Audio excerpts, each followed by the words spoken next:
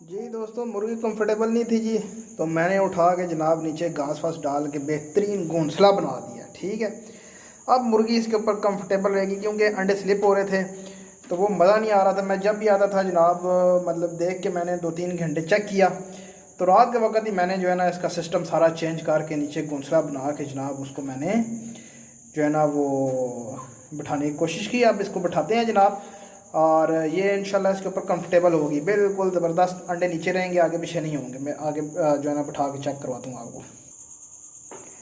जी दोस्तों, हमारी वाइट हीरा मुर्गी बैठ गई है जी बेहतरीन अपना घोंसले के ऊपर, और ज़बरदस्त जो है ना वो सिलसिला ये देखें। और अब तो वो काटती भी है जनाब, उसके जो है ना उसको अगर छेड़ो थोड़ा सा तो ठीक है।